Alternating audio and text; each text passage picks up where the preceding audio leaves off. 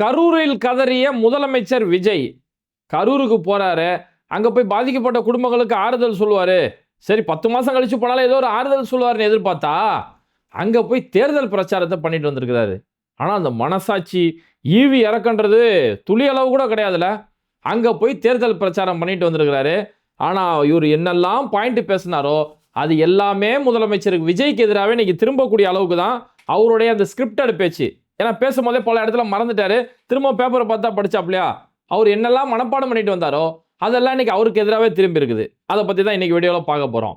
First முதலமைச்சர் விஜய் வருவார் அப்படின்னு எதிர்பார்க்கும் போது ஃபர்ஸ்ட் வெளியில இருந்து பார்த்தோம்னாலே ஒரே கூட்டம். அவர் கார் அங்கே வருது, காருக்கு மேலே அந்த மிருதன் படத்தில் கார் மேலே ஏறுவாங்களே, அப்படியே பயங்கரமாக அது மேலே ஜாம்பிகள் ஏறுவாங்க இல்லையா, அந்த மாதிரி வந்தது. இங்கேயே முதல் கேள்விகள் ஆரம்பிக்கப்பட்டுருச்சு. ஏங்க திமுகவுடைய ஆட்சியில் உங்கள் வண்டி வரும்போது கூட்டம் அப்படிலாம் ஏறிச்சு, கூட்டத்தை கட்டுப்படுத்தாமல் விட்டுட்டாங்க, அந்த கூட்டத்தை போலீஸ் ஒழுங்கா கையாளலை அப்படின்னு என்னெல்லாமோ காரணம் சொன்னீங்களே, இப்போ உங்கள் ஆட்சி தானே நடக்குது, கூட்டத்தை கண்ட்ரோல் பண்ண வேண்டியதுதானே. இப்போ நான் என்ன கேட்குறேன், அந்த கார் வருது இல்லையா, கார் வரும்போது அடிச்சுக்கிட்டு பிடிச்சிக்கிட்டு மேலே வந்து ஏறுறாங்களே, அந்த இடத்துல ஒரு 10 நிமிஷம் அந்த கார் நின்று தான் என்ன இருக்கும், மீண்டும் ஒரு கரூர் சம்பவம் தான் இருக்கும். அப்போ இங்கே பிரச்சனை என்னன்னா, அந்த கட்டுக்கோப்புக்குள்ள ஒரு கூட்டத்தை கொண்டு வராத உங்க கொள்கை இருக்குல்ல, அதுதாங்க பெரிய ஒரு பிரச்சனையே. சரி, அதை தாண்டி வந்து முதலமைச்சர் வராரு அப்படின்னு உடனே தங்க தளபதி தாரகை மந்திரம் அப்படி இப்படின்னு சொல்லி ராஜ்மோகன் என்ன எழுதி கொடுத்தாலும் பயங்கரமா பேசுவாப்புல. அவ பேசணும்னா பார்த்தா முதலமைச்சர் கருப்பு சட்டை கருப்பு பேண்ட்டு, இதனால ஒயிட் சட்டை காக்கி பேண்ட் போட்டு ஆர்எஸ்எஸ் கலர்ல போட்டு வந்துருந்தாங்க. இங்க கருப்பு சட்டை கருப்பு பேண்ட்டு. ஏன்னா துக்கமா வராங்களாம், கரூருக்கு வராங்க இல்லையா, 41 உயிர் போன இடத்துக்கு வராங்க இல்லையா, அதனால நம்ம சோகமா வரணும் இல்லையா, அதனால அந்த கருப்பு கலர். சரி, அந்த சோகம் கொஞ்சமாச்சும் செயல்லையோ அங்க இருந்த பேச்சிலேயே தான் இருக்கான்னு பார்த்தா அங்கேயும் போய் திமுக இடைத்தேர்தல் நாங்கள் ஓட்டு போடுங்க, கான்ஃபிடண்டா இருங்க, வெற்றி நிச்சயம், இதே தான் அங்கே பேசுறாரு. சரி, இதெல்லாம் பேசி முடிச்சுட்டு வரும்போது அங்கே போயிட்டு பேச்சு ஆரம்பிக்கும். பேச்சோடைய ஆரம்பத்திலேயே இந்த கரூர் சம்பவத்தை பற்றி அதுக்கு தன் பக்கம் வியாக்கியானத்தை கொஞ்சம் கூட ஒரு வருத்தமோ மன்னிப்போ இல்லாமல் திரும்பவும் என் மேலே தப்பே இல்லை, எல்லாமே திமுக தான் செஞ்சது அப்படின்னு சொல்லி அபாண்டமாக அந்த இடத்துல போய் பழிய சுமத்துறாரு. இந்த கூட்டத்தை வந்து நாங்கள் அன்னைக்கு சம்பவம் நடந்த அன்னைக்கு அரியலூரில் கூட்டத்தை ஆரம்பித்தோம். அரியலூரில் நல்ல முறையில் முடிஞ்சது. அங்கே முடிஞ்சு பெரம்பலூர் வரும்போது பெரம்பலூர் போலீஸ் வந்து எங்கள்கிட்ட சொன்னாங்க, சார் கூட்டம் ஓவராக இருக்குது, இப்படியே நீங்கள் போனீங்கன்னா அங்கே ஏதாவது ப்ராப்ளம் ஆயிரும், கூட்டம் நெரிசல் ஆயிரும் சொல்லி பெரம்பலூர் போலீஸ் எங்கள்கிட்ட முன்னாடியே சொன்னாங்க. அதனால பெரம்பலூர் நாங்கள் போக முடியல, அப்புறம் பெரம்பலூர் மக்களுக்கு தனியாக முறையில் மன்னிப்பும் கேட்டுக்கிட்டோம் அப்படின்னு சொல்லி விளக்கம் சொன்னார். அதுக்கப்புறமா இந்த இடத்த முடிச்சுட்டு நாமக்கல் போயிட்டு கரூருக்கு வரோம்.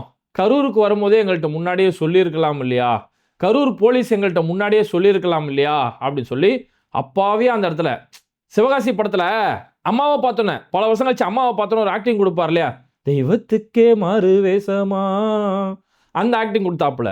அந்த கரூருக்கு வரும்போதே இவ்வளோ கூட்டம் இருக்குது, கூட்டம் இருந்தால் நாங்கள் சொன்னால் நாங்கள் கேட்டுட்டு போயிருப்போம்ல, இவ்வளோ கூட்டம் இருக்குது, உள்ளே வராதிங்க, உங்கள் கையில் தான் போலீஸ் கையில் எல்லா அதிகாரமும் இருக்குது, போலீஸ் நினச்சா அந்த இடத்துல கூட்டமே நடத்த முடியாது, அன்னைக்கே நீங்கள் சொல்லியிருக்கலாம் இல்லையா அப்படின்னு சொல்லி ஒரு பேச்சை கேட்குறாரு. கீழே இருக்க அந்த ஆடியன்ஸ் எல்லாம் கண்ணில் தண்ணி வச்சுண்டா அப்படிங்கிற மாதிரி எல்லாம் அப்படியே கண்ணீரோட கேட்டுக்கிட்டு இருக்கிறாங்க.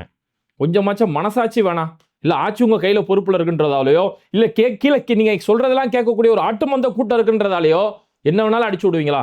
அன்னைக்கு போலீஸ் எவ்வளவோ சொன்னாங்க, சார் உள்ளே போகாதீங்க சார், நீங்கள் வண்டி 50 மீட்டருக்கு முன்னாடியே வண்டி நிறுத்துருங்க சார், அந்த சம்மந்தப்பட்ட ஸ்பாட்டில் உள்ளே போனீங்கன்னா கூட்ட நெரிசலில் ரொம்ப பெரிய பிரச்சனை ஆயிரும், வண்டியை இங்கே நிறுத்தி இங்கே பேசி முடிச்சிருங்க அப்படின்னு எவ்வளோ சொல்லும்போது இல்லை நாங்கள் உள்ளே தான் போவோம் அப்படின்னு வம்பு பண்ணீங்க.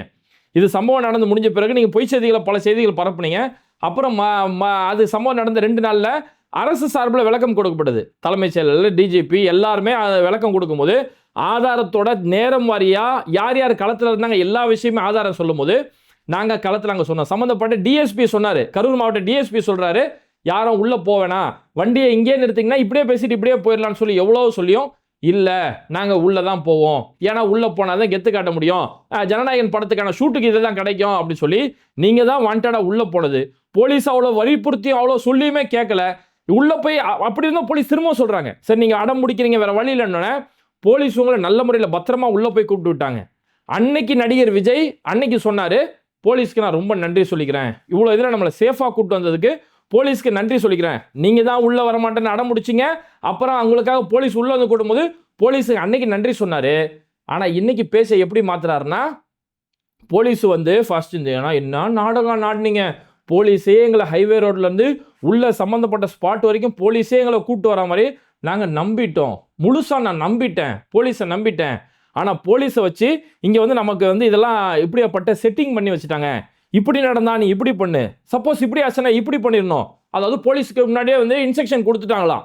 இந்த இந்த இன்ஸ்ட்ரக்ஷன் யார் கொடுத்தது, இதுக்கெல்லாம் யார் காரணம் அப்படின்னு கேட்குறாரு. கீழே இருக்கிற தற்கூரி பூரா ஸ்டாலின் தான் காரணம், திமுக தான் காரணம். ஏன்னா அவனுங்களாம் மேனிபுலேட் பண்ணி வச்சிட்டானுங்க. அந்த மாதிரி பண்ணி வச்சாச்சு. அவங்களுக்கு வந்து ஒரு இல்யூஷன் வேர்ல்டில் வாழ்ந்துட்டு இருக்கானுங்க, ஒரு கற்பனை உலகம். எது நடந்தாலும் அதுக்கு திமுக தான் காரணம். இவர் இதுக்கெல்லாம் யார் காரணம் அப்படின்னா ஸ்டாலின் தான் காரணம், திமுக தான் காரணம் அப்படின்னு சொல்லி கூட்டத்தில் இருந்து கத்துதுங்க. அப்புறம் இந்த மாதிரி போலீஸை நாங்கள் நம்பி உள்ளே வந்தோம், போலீஸ் எங்களை உள்ள வாண்டடா போலீஸ் உள்ள கூட்டு வந்துட்டாங்க. உள்ள கூட்டு வந்தால் போலீஸுக்கு ஏற்கனவே ஆல்ரெடி இன்ஸ்ட்ரக்ஷன் கொடுத்துச்சான், இப்படி நடந்தா இப்படி நடக்கணும், இப்படி நடந்தா இப்படி நடக்கணும் சொல்லி போலீஸ் முன்னாடியே கூட்டு வந்தாங்க சொல்லி மனசாட்சியே இல்லாமல் பொய்யை பேசிக்கிட்டு இருக்கிறாரு. இந்த இடத்துல டிஎஸ்பி தனிப்பட்ட முறையில் விளக்கம் கொடுத்தாங்க. நான் அங்கே இடத்துல போய் சொல்லும் போது இவங்க கேட்கல, நாங்கள் உள்ளே தான் போவோம்னு சொல்லி வம்பா போனாங்க. உள்ளே போனதால தான் இப்போ ஏற்பட்ட பிரச்சனை ஏற்பட்டது. அதுக்கப்புறம் உங்கள் கட்சி சார்பிலேருந்து யாரெல்லாம் டிவி விவாதத்தில் பங்கேற்றாங்களோ, குறிப்பாக பத்திரிகையாளர் ஷபீர் உங்கள் டிவி விவாதத்தில் சம்மந்தப்பட்ட மறுநாள் டிவி விவாதத்தில் பேசினாரு. அது எப்படி டிஎஸ்பி வந்து பேசினா எப்படி சரியாக இருக்கும்? கூட்டம் அதிகமாக இருக்குது, உள்ளே போகாதீங்கன்னு சொல்லி ஒரு டிஎஸ்பி சொல்கிறது எப்படி சரியாக இருக்கும்? அவ்வளோ பெரிய ஆக்டர் அவர், அவ்வளோ பெரிய கூட்டம் இருக்குது அவருக்காக, அவ்வளோ பெரிய ஃபேன் பேஸ் இருக்குது. இவருக்கெல்லாம் ஒரு டிஎஸ்பி சொன்னால் சரியாக இருக்குமா? இன்னும் ஹையர் அஃபிஷியலில் இருக்கக்கூடிய யாராவது வந்து சொன்னால் தானே சரியாக இருக்கும். ஒரு டிஎஸ்பி சொல்கிறது எப்படி நியாயம்? அப்போ இதுலேருந்து என்ன தெரியுது, உங்களுக்கு அன்னைக்கே சொல்லப்பட்டது உள்ள அவ்வளோ பெரிய கூட்டம் இருக்குது, உள்ளே போகாதீங்க, அசம்பாவிதம் ஏற்படுன்னு அன்னைக்கே சொன்னாங்க. ஆனால் சொல் பேச்சை கேட்காம நீங்கள் உள்ளே போனீங்க, உங்களுடைய கெத்தை காட்டுறதுக்காக உள்ளே போனீங்க. இவ்வளோ நடந்து முடிஞ்சுட்டு இன்னைக்கு சொல்கிறது என்னென்னா, போலீஸை வச்சு இந்த மாதிரி செஞ்சுட்டாங்க, எங்களை உள்ளே கூட்டு வந்துட்டாங்க, நாங்கள் உள்ளே வரதுக்கு முன்னாடி எங்களுக்கு இப்படிலாம் சொல்லியிருக்கலாம் இல்லையா அப்படின்னு சொல்லி இதெல்லாம் அப்படியே ஒரு டிராமாட்டிக்காக கொண்டு போயிட்டு இருக்கிறாங்க. அதுக்கப்புறமா இரங்கல், ஏன்னா அந்த இடத்துல ஒரு படம் வந்து அதில் சென்டிமெண்ட் காட்சி வரணும் இல்லையா, அங்கே இரங்கல் காட்சி சொல்கிறாரு. இந்த மாதிரி இதில் நம்ம யாரெல்லாம் நம்ம இழந்தோம், இந்த கரூர் சம்பவத்தில் இதெல்லாம் வாழ்க்கையில் மறக்க முடியாத ஒரு சம்பவம். இதெல்லாம் இதில் நாங்கள் யாரெல்லாம் இழந்தோம், அம்மா அங்கே பாருமா விஜய் மாமா, என்ன டிவியில் பார்த்தா கூட அம்மா அங்கே பாருமா விஜய் மாமா அப்படின்னு சொல்லக்கூடிய அந்த மழலைகளை நாங்கள் இழந்திருக்கிறோம். என்னுடைய அக்கா, என்னுடைய தங்கச்சிகளோட தங்க பிள்ளைகளை இழந்திருக்கிறோம் அப்படின்னு சொல்லி அவருடைய அக்கா பிள்ளைகளையும் தங்கச்சி பிள்ளைகளையும் இழந்துட்டோம் அப்படின்னு சொல்லி இன்னைக்கு உருக்கமாக சம்பவம் நடந்து சம்பவத்தை விட்டுட்டு ஓடி போயிட்டு அன்னைக்கு எல்லாரும் நம்ம தலைமறைவாயிட்டு இன்னைக்கும் 10 மாசத்துக்கு பிறகு வந்து, அதுவும் ஆட்சிக்கு வந்ததுக்கு பிறகு 60 நாளைக்கு அப்புறம் வந்து இன்னைக்கு தான் தெரியுது அவங்கெல்லாம் என் அக்கா பிள்ளைங்க, என் தங்கச்சி பிள்ளைங்கன்றது இன்னைக்கு தான் உங்களுக்கு தெரிய வருதான். ஏன்னா என்ன சொன்னாலும் கீழே ஒரு கூட்டம் நம்ப போகுது இல்லையா, அதனால இஷ்டது இல்லை. நான் என்ன சொல்றேன், அது அந்த பிள்ளைங்களாம் என்னை வந்து மாமாவாக பார்க்குறாங்க, அக்கா பிள்ளைங்க தங்கச்சி பிள்ளைங்க. யாராவது அக்கா பிள்ளை தங்கச்சி பிள்ளைய விட்டு ஓடுவாங்களா? உண்மையாக உங்கள் வீட்லேயே உங்கள் அக்கா பிள்ளைக்கு தங்கச்சி பிள்ளைக்கு இப்படி ஒரு சம்பவம் நடந்துச்சுன்னா இப்படி தான் விட்டு ஓடுவீங்களா? சார் 31 உயிர் போயிருச்சு சார், ஏன்னா பத்திரிகையாளர் சொல்லும் போது நீங்கள் 31 அந்த டைமில் வரைக்கும் 31 பேர் இறந்துருந்தாங்க, 31 பேர் இறந்துட்டாங்க சார் அப்படின்னு சொல்லும் போது திரும்பி கூட பார்க்காம தலை தெறிக்க ஓடுனீங்களே.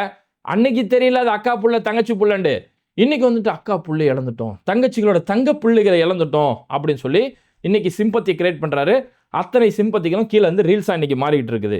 அதுக்கப்புறமா திரும்ப திமுக மேலே பழிய போடல, என்ன அன்னைக்கு என்னெல்லாம் ஏளனமாக பேசுனீங்க, என்னெல்லாம் என் மேலே பழிய தூக்கி போட்டீங்க, வாய் இருக்குன்னா இன்னும் அவனால் பேசுவீங்களா அப்படி இப்படின்னு சொல்லி வேட்டைக்காரன் படத்தில் ஒரு மாடலேஷன் பேசுவார் இல்லையா, அந்த மாடலேஷனில் பேசி முடிச்சுட்டு அதுக்கடுத்து திரும்ப கீழே இருக்கக்கூடிய ஆடியன்ஸை நோக்கியே கேட்குறாரு, மக்கள் உங்களை நான் கேட்குறேன், அன்னைக்கு வந்திருந்த கூட்டத்துக்கு தகுந்த போலீஸ் பாதுகாப்பு செஞ்சு கொடுத்தாங்களா, நான் இதை உங்கள்கிட்டயே கேட்குறேன் அப்படி சொல்லி. அவங்களுக்கு என்ன தெரியும், அவன் இல்லை இல்லை இல்லை அப்படின்ட்டு இருக்கிறானுங்க. போலீஸ் பாதுகாப்பு செஞ்சு கொடுக்கல, கொஞ்சமாச்சும் மனசாட்சியை தொட்டு பேசுங்க. வழக்கமாக ஒரு அரசியல் கட்சி மீட்டிங் அப்படின்னா 50 நபர்களுக்கு ஒரு போலீஸ் நியமிக்கிறது வழக்கம். இதே சம்மந்தப்பட்ட இடத்துல வேலுச்சாமிபுரத்தில், ஏன்னா அன்னைக்கு உங்கள் கட்சி சார்பில் கரூரில் இந்த மாதிரி விஜய் வந்து இந்த இடத்துல பேசுவார் அப்படின்றோடனே நீங்கள் எங்கெல்லாம் ஸ்பாட்டு கேட்டிங்களோ அப்புறம் போலீஸ் சார்பிலேருந்து உங்களுக்கு சொல்லப்பட்டது, இந்த இடம்லாம் ஆபத்து இருக்குது, இந்த இடத்துல அமராவதி ஆறு இருக்குது, இந்த இடத்துல பெட்ரோல் பங்க் இருக்குது அப்படின்னு சொல்லும் போது 7 இடங்களை நீங்கள் தான் குறிப்பிட்டு காமிச்சிங்க. நீங்கள் குறிப்பிட்டு காட்டின ஒரு இடம் தான் வேலுச்சாமிபுரம். அதில் மற்ற இடங்களில் இங்கெல்லாம் என்னென்ன பிரச்சனை இருக்குது? ஒன்றும் இல்லை, அமராவதி ஆறு கிட்ட நீங்கள் கூட்டம் போட்டிருந்தா இந்த கூட்டம் அங்கே இங்கே ஆற்றுக்குள்ளே விழுந்து செத்து போயிருக்கும். பெட்ரோல் பங்கு கிட்ட போனால் ஏதாவது பெட்ரோல் பங்கில் அசம்பாவிதம் ஏற்பட்டிருக்கும். அப்போ எந்த ஒரு பிரச்சனையும் வராத அளவுக்கு நீங்கள் தான் அன்றைக்கி 10,000 பேர் தான் கூட்டம்னு சொன்னீங்க.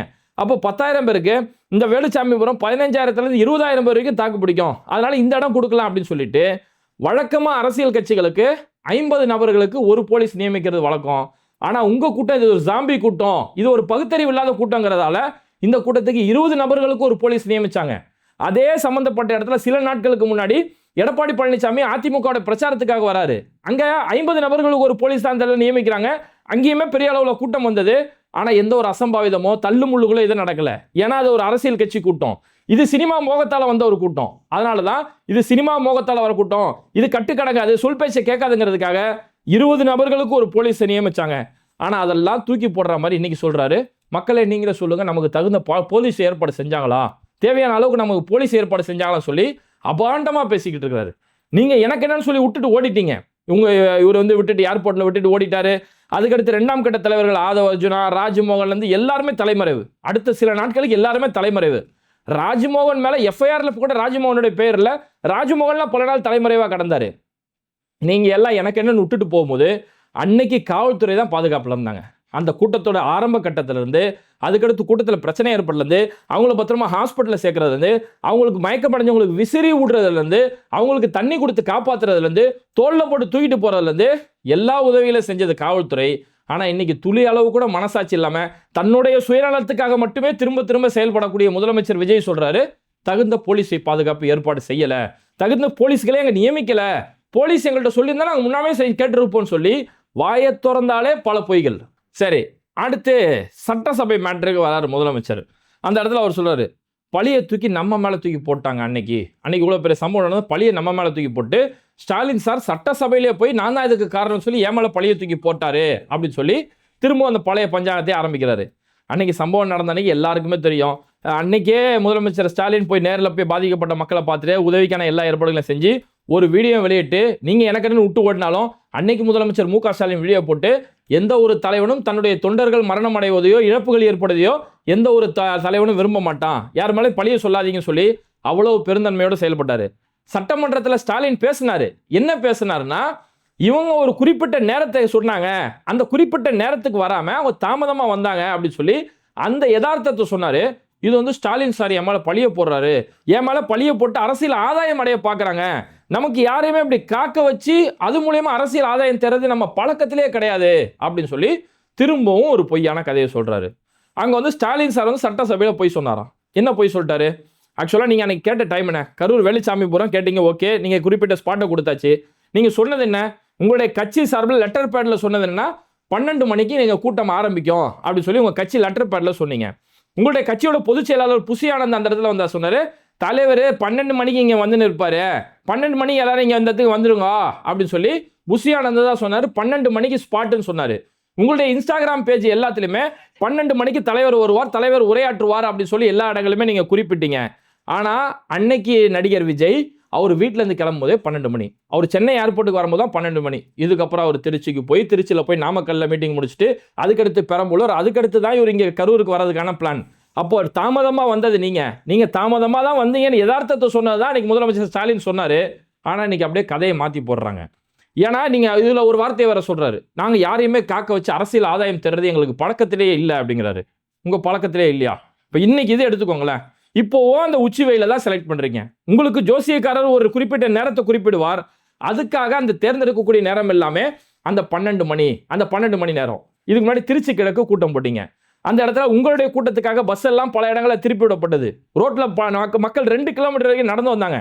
வந்தவங்களாம் என்ன சொன்னாங்க, நீங்க கூட்டம் நடத்திட்டு போங்க சார், எங்களை ஏன் சார் வெயிலில் அலைய விடுறீங்க அப்படின்னு கேட்டாங்க. அப்போ உங்களுடைய 12 மணிங்கிறதுக்காக உங்களுடைய ஜோசியத்துக்கோ ஏதோ உங்களுடைய நம்பிக்கைக்கோ 12 மணிக்கு தொடர்ந்து கூட்டம் நடத்துறீங்க. எந்த ஒரு கட்சியுமே திறந்த வெளிகளில் மதிய நேரத்தில் மாநாடு நடத்த மாட்டாங்க. ஆனால் இதுக்கு முன்னாடி நீங்கள் நடத்தது எல்லாமே திறந்த வெளியில் தான் நடத்திட்டு இருந்தீங்க. இப்போ ஒரு அரங்கத்துக்குள்ள நடத்தினா கூட இந்த இடத்துல நீங்கள் வரக்கூடிய இப்போ கரூரே நம்ம எடுத்துக்கிறோமே, கரூரில் 12 மணின்னு சொல்கிறீங்க. ஆனால் அந்த கரூரில் எதுக்கு ஃபோக்கஸ் லைட் ஏற்பாடு பண்ணீங்க? கரூரில் தலைவர் 12 மணிக்கு பேசுவார் அப்படின்னு சொல்லிட்டு அந்த இடத்துல நீங்கள் முன்னாடியே ஃபோக்கஸ் லைட் ஏற்பாடு பண்ணீங்கன்னா அப்போ கரூருக்கு நைட்டில் தான் நம்ம வரப்போகிறோன்றதை நீங்கள் முன்னாடியே பிளான் பண்ணிட்டீங்க. பிளான் பண்ணிட்டு நீங்கள் சொன்ன டைம் முன்னாடி சொல்லிட்டு, அப்போ ஏன்னா 12 மணின்னு சொன்னால் 12 மணிலேருந்து கூட்டம் கொஞ்சம் கொஞ்சமாக கூட்டம் சேர்ந்துடும். நைட்டு நம்ம வரும்போது ஒரு மாஸ் என்ட்ரி இருக்கும், சினிமா படத்தில் ஹீரோ அப்படி மாஸ் என்ட்ரி வரும், அந்த மாதிரி கூட்டத்துக்கு மத்தியில் ஒரு என்ட்ரி கொடுக்கலாம்னு சொல்லி எல்லாமே அங்கே மக்களை காக்க வச்சது நீங்கள். ஆனால் இன்னைக்கு சொல்கிறது என்னன்னா, நாங்கள் அப்படி யாரையுமே காக்க வச்சு அரசியல் செய்கிறது எங்கள் பழக்கத்திலே இல்லை அப்படின்னு சொல்லி இப்படி ஒரு பஞ்ச் டைலாக். அப்படியே தோசை அந்த பக்கம் ஒரு உள்டால கடி கில்லு, அந்த பக்கமாக ஒரு பஞ்ச் டைலாக் ஒன்று பேசிக்கிட்டு, சட்டசபையில் நான் பார்ட்டி ஃபண்டுன்னு பேசினேன், பார்ட்டி ஃபண்டுன்னு பேசணுன்னா இவங்கெல்லாம் அப்படியே கதற ஆரம்பிச்சிட்டாங்க. திமுக வந்து கதற ஆரம்பிச்சிட்டாங்களாம். அங்கேருந்து அப்படியே ஓடுறாங்களாம், நிற்காம ஓடு ஓடு ஓடு ஓடு. அந்த வேட்டைக்கார படத்தோட பாட்டெலாம் வேறு பாடி கட்டுறாரு. நம்ம பார்ட்டி ஃபண்டுன்னு சொன்னேன், எந்த கட்சியின் பேரு கூட சொல்லல. இவங்க எல்லாம் அங்கிருந்து தெரிச்சுக்கிட்டு ஓடுறாங்க. குற்றம் உள்ள நெஞ்சு தான் குறுகுறுங்கும் அப்படின்னு சொல்லி அந்த இடத்துல டைலாக் பேசுறாரு. இதுவுமே பச்சை பொய். அங்க நீங்க பார்ட்டி ஃபண்டுன்னு சொன்னோன்னா அவங்க அங்கிருந்து ஓடிட்டாங்களா? அங்க யாருமே இல்லை. ஐயோ பார்ட்டி ஃபண்டுன்றாங்களே, ஓடிட்டாங்க. அப்படியே ஓடினாங்க. அந்த இடத்துல துணிச்சலா ஒரு ஆண்மகன் அந்த இடத்துல கேள்வி கேட்டாரு. அதுதான் ஒரு பிரச்சனை நடக்கும் ஆன் த ஸ்பாட்ல கேள்வி கேட்கறதுல அதுக்கு பேரு தான் அரசியல் அணுகுமுறை, அதுக்கு பேரு தான் அரசியல் துணிச்சல். அங்கேயே கேள்வி கேட்டாரு. முதலமைச்சர் உண்மைக்கு புறம்பான தகவல்களை சொல்றாரு, பொய்யான தகவல்களை சொல்லிட்டு இருக்காரு. பார்ட்டி ஃபண்டுன்னு சொல்றாங்களே, அது எந்த கட்சியின் பேரை சொல்ல உங்களுக்கு துணிச்சல் இருக்கா? அந்த கேள்வி கேட்கிறாரு. முதலமைச்சர் இதே வார்த்தையை சொல்றாரு. உங்களுடைய அமைச்சர் ஆதவர்ஜுனா இந்த வார்த்தை சொல்றாரு. பார்ட்டி ஃபண்டு வாங்கிட்டாங்க, பார்ட்டி ஃபண்டு வாங்கிட்டாங்கன்னீங்களே, எந்த கட்சி பார்ட்டி ஃபண்ட் வாங்கினா சொல்லுங்க, துணிச்சல் இருந்தா பேரை சொல்லுங்களேன் பார்க்கலாம் அப்படின்னு சொல்லி அவ்வளவு துணிச்சலா முகத்துக்கு நேரா கேள்வி கேட்டாரு. அன்னைக்கு கேள்வி கேட்காம பதில் சொல்றதுக்கு துப்பு இல்ல. இன்னைக்கு வந்துகிட்டு நான் பார்ட்டி ஃபண்டுன்னு ஒரு வார்த்தை சொன்னேன், எல்லாமே நிக்காம ஓடிட்டாங்க. ஏன்னா கீழே உள்ளவனுக்கு ஒண்ணுமே தெரியாது, அவனுக்கு எதுவுமே தெரியாது. சட்டசபையில இருந்து எதுக்காக வெளிநடப்பு செஞ்சாங்க, வெளிநடப்புனா என்ன எதுவுமே அவனுக்கு தெரியாது. அதனால வெளிநடப்பு செஞ்சதையும் இவரு பேசுறதையும் ஒன்னா போட்டு லிங்க் பண்ணிக்கிட்டு அவங்கள ஓ ஆ ஊன்னு சொல்லி அந்த இடத்துல கைத்தட்டி விசில் அடிச்சுக்கிட்டு கிடக்குறாங்க. அப்ப இப்பேற்பட்ட கூட்டங்கள் இருக்க வரைக்கும் இவர் என்ன வேணாலும் கதை சொல்லலாம். இப்படிதான் பல பேய் கதைகளை அந்த இடத்துல சொல்லிட்டு இருந்தாரு. ஏன்னா ஓடுறதை பத்தி இவங்க தான் எக்ஸ்பர்ட்டா சொல்ல முடியும். ஏன்னா இவங்க ஓடினாங்க இல்லையா, கரூர்ல சம்பவம் ஏற்பட்டுச்சு. அடுத்த ஸ்பாட்ல எனக்கு கூட்டத்தில் என்னால் வர முடியல அப்படின்னு சொல்லி காலையில நான் வந்துட்டேன், மதியத்தில் நான் வந்துட்டேன், ஆனா எனக்கு கரூர்ல வந்து சேர்றதுக்கு அவ்வளோ நேரம் ஆச்சு அப்படிங்கிறாங்க. அப்ப எப்படி உங்களால் அங்கே சீக்கிரம் வர முடிஞ்சது? கரூர்ல இருந்து பிரச்சனைன்னு எப்படி உங்களால் திருச்சிக்கு வர முடிஞ்சது? வர முடிஞ்சா எங்களால் வர முடியும். இப்போ எதுக்கு நான் சொல்ல வரேன்னா, ஓடுறதை பத்தினா நீங்க சொல்லவே கூடாது. அவ்வளோ ஓடுறதுல ஓட்டு பிடி உஷாவெல்லாம் தூக்கி சாப்பிட்டவங்க நீங்க. அவ்வளோ பெருசா ஓடிட்டு இன்னைக்கு வந்து சொல்றாரு நான் பார்ட்டி ஃபண்ட் ஒன்று நாங்கள் வந்து ஓடிட்டாங்கன்னு சொல்லி இஷ்டத்துக்கு மனசு அடிச்சு விட்றா போல. சரி, அடுத்து இவங்களுடைய ஆட்சியோடைய புகழ். இந்த 50-55 நாட்டில் இவங்க ஆட்சி எப்படி நடக்குது அப்படின்றத முதலமைச்சர் அங்கே பேசுறாரு. ஒரு ஊழல் இல்லாமல் ஆட்சி செய்ய ஆரம்பிச்சிட்டாங்களாம். அடேங்கப்பா, முதல்வன் படத்தில் கூட இப்படி ஒரு சீனை நம்ம பார்த்தது இல்லையே. அதுக்கு மேலே ஒரு பெரிய ஒரு கதை சொல்லிக்கிட்டு இருக்கிறாரு அப்படின்னு பார்த்தோம்னா, அதில் சொல்றாரு ஒரு பைசா கூட லஞ்சம் வாங்குறது இல்லை, ஒரு இடத்துல கூட ஊழல் வாங்குறது இல்லை. ஒரு தாத்தா வந்து இவர் கையில் வந்து சொன்னாராம். இவர் மக்களே போய் சந்திக்கிறதுல ஒரு தாத்தா வந்து இவர் கையில் சொன்னாராம். தாத்தா சொன்னாராம், தம்பி இந்த மாதிரி எங்கேயுமே ஊழல் நடக்கிறதுல லஞ்சம் நடக்கிறதுல எங்களை அதிகாரிகள் உட்கார வச்சு பேசுறாங்க தம்பி, இதெல்லாம் எங்களுக்கு ஆச்சரியமா இருக்குது, வேலை உடனே நடக்குதுன்னு சொல்லி ஒரு பெரியவர் வந்து சொன்னாராம். அந்த பெரியவர் யாருன்னு கேட்டா, இவங்க இந்த குட்டி ஸ்டோரி சொல்லுவாங்களே, அந்த குட்டி ஸ்டோரியில வர கேரக்டர் இது எல்லாமே. சரி, லஞ்சம் இல்லை ஊழல் இல்லைன்னாங்க. வெறும் ஆட்சிக்கு வந்த 50 நாள்ல உங்க கட்சியில இருக்கிறவங்களே இன்னைக்கு எவ்வளவு பெரிய லஞ்ச புகார்கள் கொடுத்துட்டு இருக்காங்க. அரசு வழக்கறிஞர் நியமனம், அரசு வழக்கறிஞரை நியமிக்கிறதுல பல்வேறுபட்ட லஞ்சங்கள் இங்க கைமாறப்பட்டுக்கிட்டு இருக்கு. கிட்டத்தட்ட 30 லட்சம் ரூபா வரைக்கும் இங்க லஞ்சங்கள் கைமாறப்பட்டிருக்கு. இப்படி தலா 30 லட்சம் மணிக்கு பல கோடி ரூபா வரைக்கும் இங்க ஊழல் நடந்திருக்குன்னு சொல்லி உங்க கட்சியை சேர்ந்த வழக்கறிஞர் பிரிவில் இருக்கக்கூடிய ஞான சௌந்தரி நீதிமன்றத்தில் போய் வழக்கு தொடுத்திருக்கிறாங்க. அந்த இடத்துல முதலமைச்சர் ஒரு வார்த்தை சொல்றாரு, எங்கேயாவது லஞ்சம் இருந்தா கொடுக்க முடியாதுன்னு சொல்லுங்க, இந்த விஜய் கிட்ட வந்து நீங்க சொல்லலாம் அப்படிங்கிறாரு. உங்கள்கிட்ட சொல்ல முடியாம தான் உங்க கட்சியை சேர்ந்த ஒரு பெண் இன்னைக்கு போய் நீதிமன்றத்தில் போய் சொல்லியிருக்கிறாங்க. அரசு வழக்கறிஞர் நியமிக்கிறதுல தகுதி அடிப்படையில் அவங்களுடைய திறமையின் அடிப்படையில் நியமிக்காம லஞ்சம் வாங்கிட்டு நியமிச்சிருக்கிறாங்க. இதுக்கு பின்னாடி பல மாவட்ட செயலாளர்கள், குறிப்பா தவேகாவுடைய அமைச்சர் புஷி ஆனந்த் இங்க இடத்துல லஞ்சம் வாங்கியிருக்கிறாருன்னு சொல்லி அப்பட்டமா பேரு கொண்டு லஞ்ச புகார் கொடுத்துருக்காங்க. அதை பத்தி செயல்படுத்த எந்த ஒரு இதுவுமே இல்லை. இங்க வந்துகிட்டு இங்க ஆட்சியில லஞ்சம் இல்ல, ஒரு தாத்தா அப்படி சொல்லிட்டாரு, எங்களெல்லாம் உட்கார வச்சு பேசுறாங்க அப்படிங்கிறாரு. எங்க உட்கார வச்சு பேசுறாங்க? தொடர்ந்து கவர்மெண்ட் ஹாஸ்பிட்டல் என்ன நடக்குது தெரியுமில்ல? உங்க கையில ஆதார் கார்டோ ஓடிபி இருந்தாதான் உங்களால வந்து சிகிச்சையை பெற முடியும் அப்படின்னு சொல்லி மணிக்கணக்கில் நின்னுக்கு பார்க்கக்கூடிய ஒரு அவல நிலை நடந்துகிட்டு இருக்குது. இதெல்லாம் உட்கார வச்சு வேற ட்ரீட்மெண்ட் கொடுத்துட்டு இருக்காங்க சொல்லி தலைவன் இஷ்டத்துக்கு புதுசா கதை அடிக்கிறாரு. சரி, இதெல்லாம் முடிச்சுட்டு இப்ப பாஜக காங்கிரஸ் கிட்ட வராரு. அதாவது தீய சக்தி தூர சக்தி திமுக அதிமுகவெல்லாம் பேசி முடிச்சுட்டு அதுக்கடுத்து இங்க ஊறுகாய் தொட்டுக்கணும் இல்லையா? ஏன்னா இவ்வளவு நேரம் பேசி முடிச்சு நீங்க பாஜக பத்தி பேசலன்னு யாராவது கேள்வி கேட்டுறக்கூடாதுல்ல, அதனால அப்படி லேசா ஊறுகாய் தொட்டுக்கிற மாதிரி பாஜகவை பத்தி ஒரு பேச்சு. டீலிமிட்டேஷன் கொண்டு வரலாம்னு சொல்லி இன்னைக்கு முடிவு பண்ணியிருக்காங்க. யாருங்க கொண்டு வரது? இங்க திமுக தீய சக்தி, அந்த திருட்டு திமுக, இப்படி எல்லாம் திமுகவுக்கு பல பட்டங்கள் சுமத்துறீங்களே, டீலிமிட்டேஷன் யாரோ கொண்டு வரான்னு சொன்னாங்களே, யார் அது? அந்த பேரை வந்து வாயில மட்டும் வந்துடாது. அந்த டீலிமிட்டேஷன் யாரோ அந்த பக்கம் அமெரிக்காவுக்கு அந்த பக்கம் அக்கறையில யாரோ ஒருத்தர் அவரு கொண்டு வராராம். டீலிமிட்டேஷன் கொண்டு வரோம், அதெல்லாம் வந்து ஏத்துக்க முடியாது, நம்ம விடவும் முடியாது அப்படின்னு சொல்லி ஒரு அண்டர்லைன் ஒன் வேர்டு கொஸ்டினுக்கு பதில் சொல்ற மாதிரி அப்படி சொல்லி விட்டு போயிட்டாரு. அது யாரோ பாஜக தானே, அது எங்கேயோ தானே இருக்கிறாங்க அப்படின்னு சொல்லி பாஜகவை சும்மா பேருக்கு தொடுற மாதிரி தொட்டுட்டு, ஆனா அது பாஜக தான் அப்படின்றத காட்டாம அப்படி தடை விட்டாச்சு. அதுக்கடுத்து காங்கிரஸ். ஏன்னா இன்னைக்கு மேகதாது அணை பிரச்சனை பெருசா போயிட்டு இருக்கா, அங்கே கர்நாடகாவில் ஆட்சி செய்யக்கூடிய காங்கிரஸ் தமிழ்நாட்டுக்கு தண்ணி விட முடியாது, இன்னைக்கு வரைக்கும் நமக்கு இங்கே மேட்டூர் அணை திறக்கப்படாமல் இருக்கிறதுக்கு இவ்வளோ பெரிய பிரச்சனை நடந்துட்டு இருக்குது, நமக்கு தர வேண்டிய முறையான தண்ணியை கூட இன்னைக்கு எங்கள் மேகதாதுல அணை கட்டி இருக்கக்கூடிய தண்ணியும் தடுக்க போறேன்னு சொல்லி இவ்வளோ பெரிய பிரச்சனை நடக்குது, தமிழ்நாட்டுக்கு தண்ணியே தர முடியாது, இதுக்காக நான் உச்சநீதிமன்றம் போக போகிறோம், பிரதமரை போய் சந்திக்கணும்னு சொல்லி எல்லா முயற்சியும் அங்கே கர்நாடகா காங்கிரஸ் செஞ்சுட்டு இருக்கும்போது அந்த காங்கிரஸுக்கு எதிராக பேச முடியாது இல்லையா? ஏன்னா காங்கிரஸ் இவங்களோட சோஃபா செட்டில் நீங்கள் உட்காந்துருக்கிறாங்க இல்லையா? அதனால அந்த இடத்துல சொல்லும் போது எதுக்கத்தாலும் இவருக்கு மேகதாதை பற்றி பேச தெரியல, அந்த சிஎம் பேசுறாரு இந்த சிஎம் பேசுறாரு, ஆனால் இந்த விஜய் சிஎம் வந்து மௌனமாக இருக்கிறாருன்னு என்ன பார்த்து சொல்கிறாங்க. அது இதெல்லாம் சும்மா சவால் விடுற விஷயம் இல்லைங்க. சும்மா இஷ்டத்துக்கு ஆளாளுக்கு பேசிட்டு பேசி பேசி பிரச்சனையை வளர்க்குறதோ, யார் மேலே பழியை தூக்கி போடுறதோ, மக்களை அம்போன்னு விட்டுட்டு போகிறதோ, இதெல்லாம் இந்த மாதிரி அரசியல் நம்மளுக்கு தெரியாதுங்க அப்படிங்கிறாரு. அதாவது பேசி பேசி பிரச்சனையை வளர்க்குறதோ, இது வந்து கர்நாடகா காவேரி விஷயத்தில் வந்து இப்படி பேசி பேசி தான் பிரச்சனை வந்துருமா. அவன் பேசி பேசி கிளிகளும் கிழிச்சிக்கிட்டு இருக்கான், நம்ம உரிமையை தர முடியாது அங்கே நிறுத்தி வச்சுக்கிட்டு இருக்கான், அணை கட்ட போறேன்னு அதுக்கான ஏற்பாடு செஞ்சுக்கிட்டு இருக்கான். அவனுக்கு எதிராக ஒரு துளி அளவு வார்த்தை கூட பேச துப்பு இல்லை. இங்கே திமுக ஆட்சி செய்யும் போது அன்னைக்கு காங்கிரஸ் கூட்டணியில் இருக்கிறாங்க. கூட்டணியில் இருக்கும்போது அன்னைக்கு பிரதமருக்கு இதுக்கு புகார் என்ன கொடுக்கணுமோ அது இங்கே இருக்கக்கூடிய அமைச்சர்களுடைய பொறுப்பில் போய் பிரதமருக்கு போய் புகார் கொடுக்கப்பட்டது. அதுக்கடுத்து கூட்டணி கட்சியில் இருக்கக்கூடிய காங்கிரஸுக்கு நேர்லேயே போய் மிரட்டல் கொடுக்குற மாதிரி அணை கட்டக்கூடிய விஷயத்தில் உங்கள்கிட்ட பாரபட்சமே நாங்கள் பார்க்க மாட்டோம், அந்த மாதிரி வேலையை இங்கே வச்சுக்க கூடாதுன்னு சொல்லி இவ்வளவு துணிச்சலாக பேசிட்டு உச்சநீதிமன்றம் வரைக்கும் போயிட்டு வந்துட்டாங்க. ஆனால் இவங்க பேசி பேசி பிரச்சனை வந்துடக்கூடாதுன்னு சொல்லி பார்க்குறாங்களாம். யார் மேலே பழி போடக்கூடாதுன்னு சொல்லி இவங்க பார்த்துக்கிட்டு இருக்கிறாங்களாம். யார் மேலே பழி போடக்கூடிய அரசியல் உங்களுக்கு தெரியவே தெரியாதான். இந்த இந்த இந்த ஒரு பேசுகிற அந்த 21 நிமிஷம் பேச்சிலேயே முழுக்க யார் மேலெல்லாம் இவர் செஞ்ச குற்றத்தை எல்லாம் யார் மேலேயோ பழியை தூக்கி போடுறதோ அவரோட பேச்சோட ஒட்டுமொத்த சாராம்சமே. இங்கே வந்து யார் மேலே பழியை தூக்கி போடுறதோ, மக்களை அம்போன்னு விட்டுட்டு போகிறது அரசியல் உங்களுக்கு தெரியாதான். நீங்கள் தான் மக்களை எப்படி அம்போன்னு விட்டுட்டு போனீங்கன்றதை பார்த்தோமே, ஒட்டுமொத்த நாடுமே பார்த்துச்சு. எப்படி அம்போன்னு விட்டுட்டு போயிட்டு இன்னைக்கு 10 மாதம் கழிச்சு அதுவும் இடைத்தேர்தல்ன்ற காரணத்துக்காக தான் இன்னைக்கு திரும்பி வந்திருக்கிறீங்கன்றதான் இன்னைக்கு பார்த்துட்டு இருக்குது. அவர் நடித்த படமே போக்கிரின்னு ஒரு படம் இருக்கும். அந்த படத்துல ஒரு காமெடியில் வரும், தம்பி இந்த குரங்கு பொம்மை என்ன விலை சார், கண்ணாடி சார் அது அப்படிம்பாங்க. அந்த மாதிரி தான் எங்களுக்கு வந்து அடுத்தவங்க மேலே பழி அள்ளி போட தெரியாது, எங்களுக்கு வந்து மக்களை அம்போன்னு விட்டுட்டு போக தெரியாது அப்படி ஒரு சொல்லும் போதெல்லாம் சார் கண்ணாடி சார் அது அப்படிங்கிற மாதிரி இவரோட நிலைமை. அதுக்கப்புறமா இந்த கரூருக்கு என்னதான் செய்ய போறாரு, பாதிக்கப்பட்ட குடும்பங்களுக்கு அரசு வேலை தர போறாங்களா, அடுத்து கரூரில் நினைவு சின்னம் ஏற்படுத்த போறாங்களாம். ஏன்னா சுதந்திர போராட்ட தியாகிகள் இல்லையா, இந்த நாட்டுக்காக செக்கிழுத்த செம்மல்கள் இல்லையா, நாட்டுக்காக மக்கள் போராடமோ போய் உயிர் தியாகம் செஞ்ச துறவிகள் இல்லையா எல்லாருமே, அதனால அவங்களுக்கு எல்லாம் நினைவு சின்னங்கள் கட்ட போறாராம். ஒரு நடிகரை பார்க்கறதுக்காக போய் உயிரை விட்ட ஒரு கூட்டம், கொஞ்சம் கூட ஒரு பகுத்தறிவு இல்லாமல் ஒரு நாகரிகம் இல்லாமல் இந்த கூட்டத்தில் போய் பச்சை பிள்ளைகளை கூப்பிட்டுட்டு போகிறோமே, பிள்ளைங்களுக்கு சாப்பாடு இல்லையே தண்ணி இல்லையே, எந்த ஒரு அக்கறையுமே பொறுப்புணர்வே இல்லாமல் ஒரு நடிகனை பார்க்கறதுக்காக போய் உயிர் விட்ட ஒரு கூட்டம். அவங்களுக்கு அரசு வேலை தரதே தப்பு. இங்கே அரசு வேலைக்காக எவ்வளோ படித்து எவ்வளோ கஷ்டப்பட்டுட்டு இருக்கான், அவனுடைய வாய்ப்பை அவனுடைய வாழ்க்கையை அழிச்சிட்டு இவங்களுக்கு கொண்டு போய் அரசு வேலை கொடுக்குறதே தப்பு. இதில் அரசு சார்பில் அங்கே நினைவு சின்னம் காலத்துக்கும் அது பேசணுமா, காலத்துக்கும் பேசுறதுக்காக நினைவு சின்னமா. அதாவது திமுக இந்த என்ன மாதிரிலாம் செஞ்சு சதி வேலை செஞ்சுட்டாங்கன்னா காலம் முழுக்க நினைவு சொல்றதுக்காக நினைவு சின்னமா. அதுக்கான நினைவு சின்னம் இல்லை. ஒரு நடிகனுக்கு பின்னாடி சினிமா முகத்தால் போய் சீரழிஞ்சா இப்படி தானே கடைசியில் உயிரை விட்டு நிற்கணும் அப்படிங்கிறதுக்கான ஒரு நினைவு சின்னம் தான் அது.